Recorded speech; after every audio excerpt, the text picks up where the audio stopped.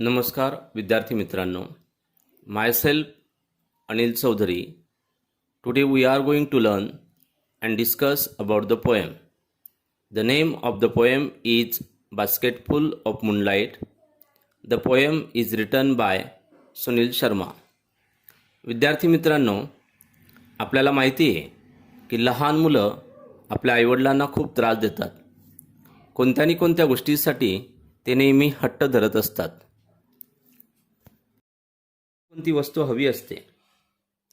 कधी त्यांना खेळणे पाहिजेत, कधी चॉकलेट पाहिजे, आईस्क्रीम पाहिजे, तर कधी मुलं school bag, compass box, pen, eraser अशा कोणत्या वस्तूसाठी त्रास देतात.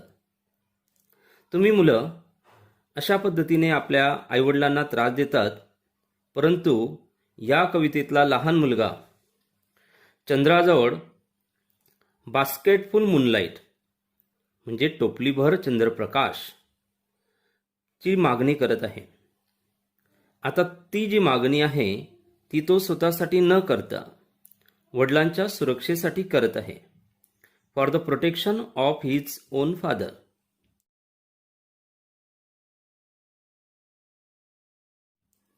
कारण मुलाचं जे कुटुंब आहे ते शहरापासून खूप लांब, रिमोट व्हिलेज, डोंगराळ भागात आहे.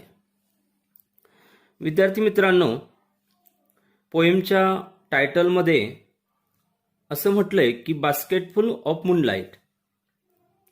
आता आपण जर टायटलचा पूर्णपणे विचार केला तर बास्केटफुल मूनलाईट म्हणजे टोपलीभर चंद्रप्रकाश. चंद्रप्रकाश टोपलीमध्ये भरता येतो का? स्पीकर चंद्राकडे चंद्रप्रकाशाच्या बिया, सीड्स मागत आहे. आणि चंद्रप्रकाशाच्या बिया असतात का असं जर आपण विचार केलाय का कधी? इयत्ता 10वीच्या पुस्तकात नर्सरी किंवा पहिलीच्या विद्यार्थ्यांप्रमाणे का बरं पोएममध्ये हा विषय आपल्या पुस्तकात का दिलेला असेल?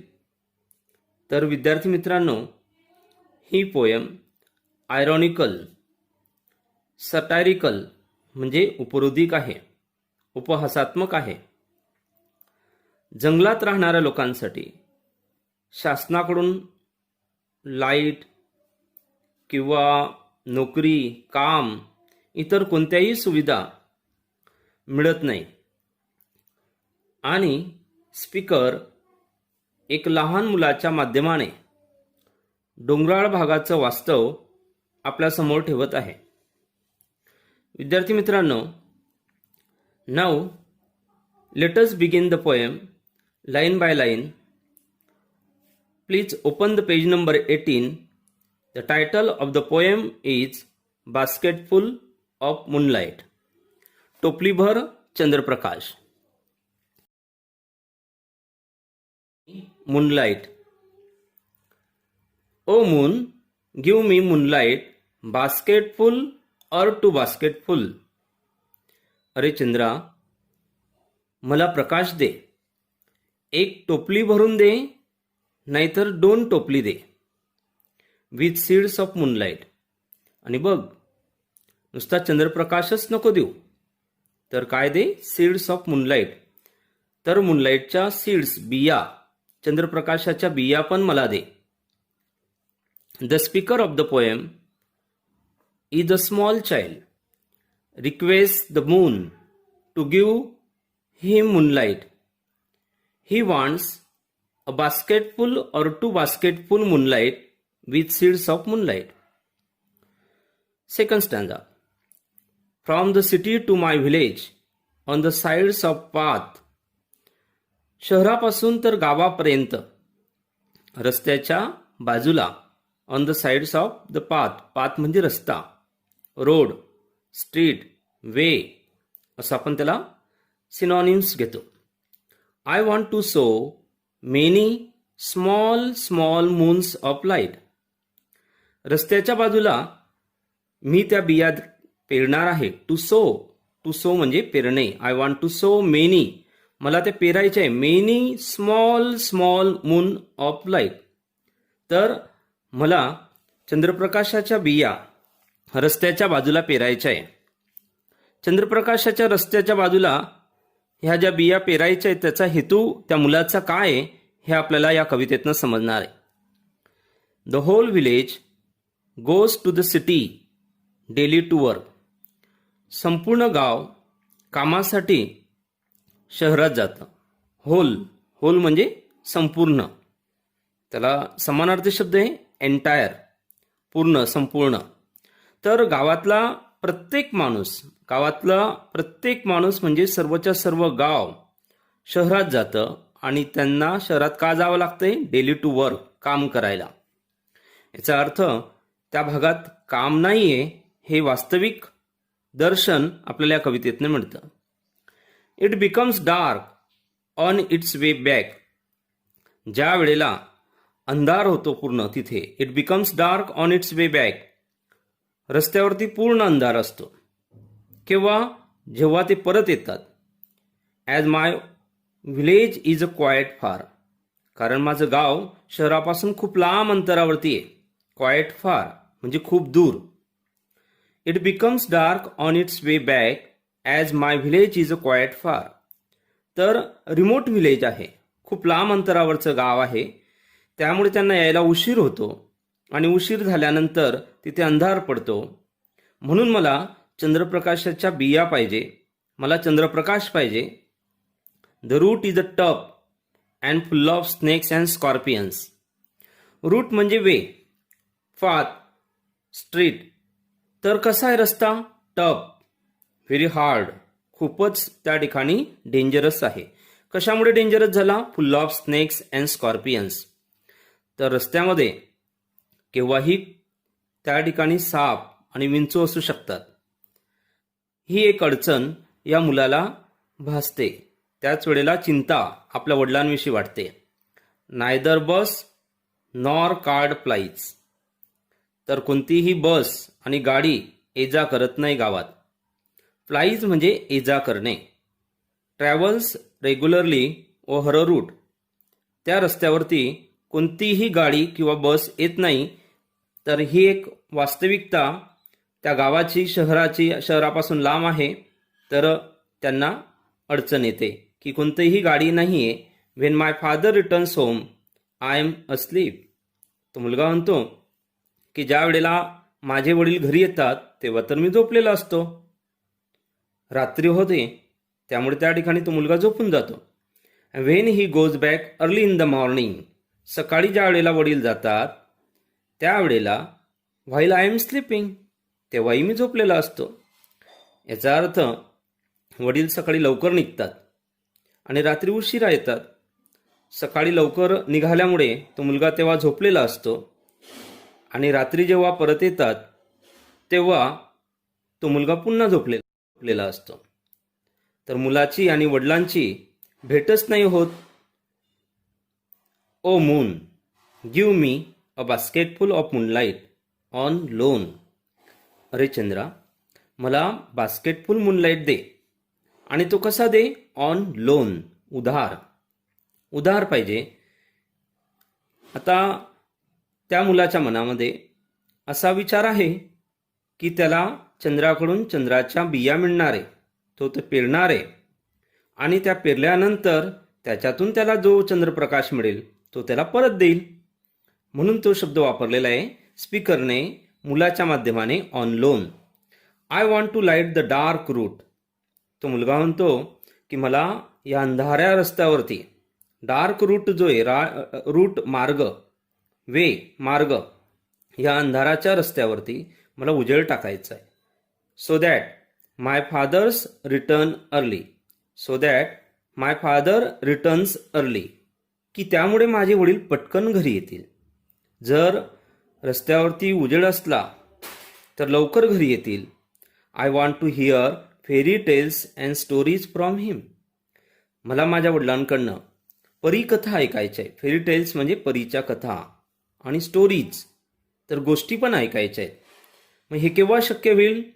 जर वडील लवकर घरी आले, तो झोपण्याच्या आधी जर वडील घरी आले तर त्यांची भेट होईल आणि वडील त्याला गोष्टी पण सांगतील. O moon give me a basketful of moonlight. अरे चंद्रा, मला बास्केटफुल मूनलाईट दे, टोपली भरून चंद्रप्रकाश दे. I want to sow seeds of moon. मला चंद्राच्या बिया पेरायच्या आहे. टू सो म्हणजे पेरणे. On the sides of the path, रस्त्याच्या बाजूला. Students, this poem is written by Sunil Sharma. Now you have listen the meaning of the poem. या कवितेचा अर्थ तुम्ही ऐकलेला आहे आता. The speaker of the poem is a small child. Request the moon to give him moonlight. He demands one basketful or two basketful moonlight. He demands seeds of moonlight also. Because he wants security of his father. He wants to listen the stories from his father also. विद्यार्थी मित्रांनो, आता आपण पोएमसाठी दिलेले questions आणि answer या ठिकाणी डिस्कशनमध्ये घेणार आहोत. First question, what does the poet wish to get from the moon and why. कवीला चंद्राकडून काय मिळण्याची इच्छा आहे आणि का. आन्सर आहे, the poet wishes to get basketful or two basket of moonlight from the moon. कवीला चंद्राकडून एक बास्केट किंवा दोन बास्केट अशी त्याची अपेक्षा आहे. आणि त्याचा हेतू काय आहे, का बरं, why. So that he can sow the seeds of moonlight to light the dark path from the city to his village. Second question, why is the road from the city to the village dangerous. शहरापासून तर गावापर्यंत जाणारा हा रस्ता अतिशय धोकादायक आहे. त्याचं कारण काय. The road from the city to the village is dangerous because it is dark, tough and full of snakes and scorpions. कारण त्या ठिकाणी साप आणि विंचू रस्त्यात आहे. अंधाराचा रस्ता आहे म्हणून तो डेंजरस आहे. Third question, why does the poet want his father home early. कवीला असं का वाटतं, मुलाला असं का वाटतं की त्याचे वडील घरी लवकर आले पाहिजे. The poet wants his father home early because he wants to listen fairy tales and stories from him. पोएममध्ये डिफिकल्ट वर्ड्स सुद्धा दिलेले आहेत. त्यांना आपण एकदा हायलाईट करूया. फ्लाईजचा अर्थ तो ट्रॅव्हल्स रेग्युलरली ओव्हर अ रूट. पाथ याला समानार्थी शब्द आहेत आपल्याकडे. स्ट्रीट, रोड, वे या प्रकारचे. त्यानंतर आपण पोएममध्ये दिलेल्या ॲक्टिव्हिटीज पेज नंबर 19 वरती दिलेल्या पूर्ण करूया. First number activity, complete the following sentences with the help of the poem. कवितेत दिलेल्या ज्या लाईन्स आहे, सेंटेन्सेस आहे, हे आपल्याला पूर्ण करायचे आहे. The child wants to sow small moons of light from. मुलाला असं वाटतं की त्या चंद्राच्या बिया त्याला पेरायच्या आहेत. कशा, कुठून तर कुठपर्यंत, फ्रॉम. तर उत्तर मिळेल आपल्याला, city to his village, on the sides of the road. तर रस्त्याच्या बाजूला त्याला त्या बिया पेरायच्या आहेत. Second, according to the child the route of his village is tough and full of. रस्ता हा अतिशय डेंजरस आहे आणि रस्त्यावरती मोठ्या प्रमाणात काय असतात, डॅश डॅश केलेले. तिथे आपल्याला पोएममधून शब्द घ्यायचे, snakes and scorpions. Third number, the child wants a basketful of moonlight on dash dash. मुलाला बास्केटफुल मूनलाईट कसा पाहिजे, तर उधार. उत्तर मिळेल आपल्याला, on loan. 4 number, the child wants to light the dark route. मुलाला असं वाटतं की जो अंधाराचा पूर्ण रस्ता आहे त्याच्यावरती उजेड टाकायचा आहे. का, सो दॅट त्याचा हेतू असा आहे की हिज फादर रिटर्न्स अर्ली. आपल्याला डॅश डॅशच्या ठिकाणी शब्द भरायचे. His father returns early. Now we will discuss about the second activity. Second activity is write down the describing words used for the following nouns. Noun दिलेले आहेत आपल्याला आणि त्यांच्यासाठी describing words पोएममधून शोधायचे. What is describing words? What are the describing words? Describing words कोणाला म्हणतो आपण? तर जो शब्द नामाबद्दल जास्त माहिती सांगतो, अधिक माहिती सांगतो, त्याला आपण डिस्क्रायबिंग वर्ड्स म्हणतो. A word which gives more information about noun or qualifies or modifies noun is called adjective word. Adjective is also called describing word. Adjectiveलाच आपण describing word असं म्हणतो. मून साठी कवितेमध्ये आलेला शब्द कोणता आहे? तर स्मॉल. रूट यासाठी आपल्याला पोएममधून शब्द शोधायचा आहे, तो आहे टप. विलेज त्यासाठी डिस्क्रायबिंग वर्ड्स कवितेतून घ्यायचा आहे, होल. मॉर्निंग साठी कवितेतून शब्द आपल्याला घ्यायचा आहे, early. Now we will discuss the activity number. Next activity and which is given here. Write as many words as you can using full as a suffix. शब्दाच्या शेवटी जो प्रत्यय लावतो त्याला आपण सफिक्स म्हणतो आणि शब्दाच्या आधी जो प्रत्यय लावतो त्याला आपण प्रिफिक्स म्हणतो. सफिक्स FUL असलेले शब्द आपल्याला माहिती असायला पाहिजे. जसं कवितेत दिलेला शब्द आहे बास्केट, नाऊन. नाऊन शब्द आहे, त्याला फुल शब्द लावला आहे आणि फुल प्रत्यय लावलेला आहे, तर शब्द तयार झाला बास्केट फुल. बास्केट फुल प्रमाणे अजून कोणते शब्द आपल्याला माहिती आहेत ते लिहायचे. तर हँडफुल, बकेटफुल, कलरफुल याप्रमाणे शब्द आपल्याला माहिती असायला पाहिजे. Now we will discuss the next activity. Pick out the examples of alliteration and repetition from the poem. Alliteration अलंकाराच्या आणि रिपिटेशन अलंकारांच्या काही लाईन्स आपल्याला शोधायच्या आहे. अतिशय सोपा अशा प्रकारचा हा अलंकार आहे. एलिटरेशन म्हणजे ज्या वेळेला दिलेल्या वाक्यामध्ये कोणताही साऊंड, लेटर ज्याला म्हणतो आपण किंवा अल्फाबेट्स म्हणतो, रिपीट होतात तेव्हा एलिटरेशन नावाचा अलंकार होतो. O moon give me moonlight basketful or 2 basketful with seeds of moonlight. कवितेच्या ह्या फर्स्ट स्टांजाच्या 4 लाईन्स आहेत. याच्यामध्ये एलिटरेशन हा अलंकार होतो कारण मून आणि मूनलाईट या दोन शब्दांमध्ये यम हा साऊंड सारखा आहे. दोन्ही शब्द वेगळे, मून वेगळा आहे आणि मूनलाईट वेगळा आहे. त्याप्रमाणे बास्केटफुल शब्दामध्ये सुद्धा बास्केट 2 बास्केटफुल यांचा बी हा साऊंड रिपीट होतोय, म्हणून एलिटरेशन नावाचा अलंकार या लाईन्समध्ये आपल्याला मिळतो. त्यानंतर लास्ट स्टांझामध्ये दिलेले आहेत. O moon give me a basketful of moonlight. I want to sow seeds of moon on the sides of the path. या 4 लाईनमध्ये सोचा यस, सीडचा यस, साइडचा यस हा साऊंड या ठिकाणी रिपीट होतोय आणि म्हणून एलिटरेशन नावाचा अलंकार आपल्याला या ठिकाणी मिळतो. रिपिटेशनचं एक्झाम्पल पोएममध्ये दिलेलं आहे, ते आपण घेऊया. इथे म्हटलेलं आहे कवीने की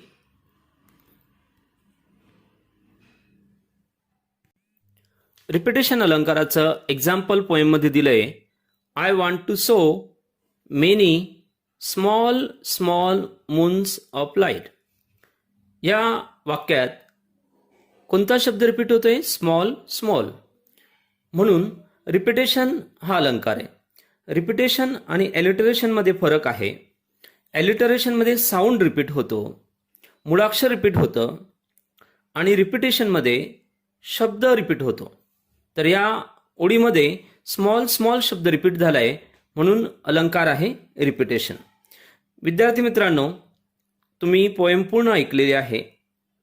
या पोएमचे डिफिकल्ट वर्ड्स लिहायचे, संपूर्ण ॲक्टिव्हिटीज आपल्या नोटबुकमध्ये लिहून घ्यायचे. You listen the poem very carefully. तुम्ही सर्व विद्यार्थ्यांनी ही पोएम आपल्या मित्रांसोबत शेअर करा, लाईक करा आणि चॅनलला सबस्क्राईब करायला विसरू नका. Thank you very much.